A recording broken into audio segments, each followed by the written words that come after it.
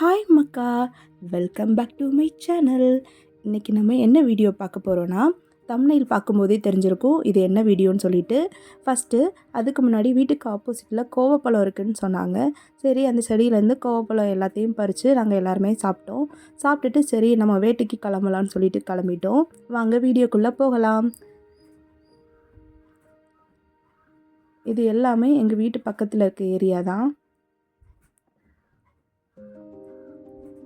நாங்கள் மருதாணி செடியை தேடி தான் நாங்கள் இப்போ போயிட்டுருக்கோம்.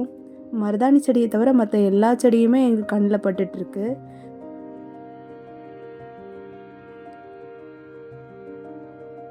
எல்லோரும் மருதாணி செடியை தேட சொன்னாங்க. நான் மட்டும் மருதாணி செடியை தவிர மற்ற எல்லாத்தையுமே தேடிட்டு இருந்தேன்.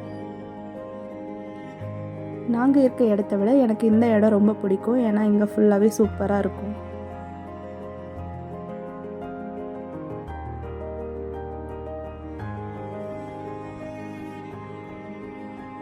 வீட்டில் பார்த்து வைக்கிற செடி எல்லாமே இங்கே எல்லாமே ஓப்பனாக இருக்கும்.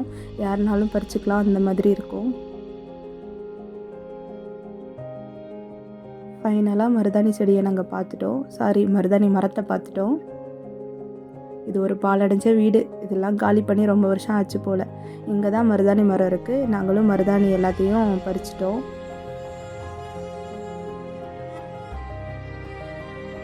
நான் தான் பறிப்பேன்னு சொல்லி சண்டை போட்டு எல்லாம் பறிச்சுட்டு வந்துட்டுருக்கோம். இந்த ஏரியா பார்த்தீங்களா, சூப்பராக இருக்குது.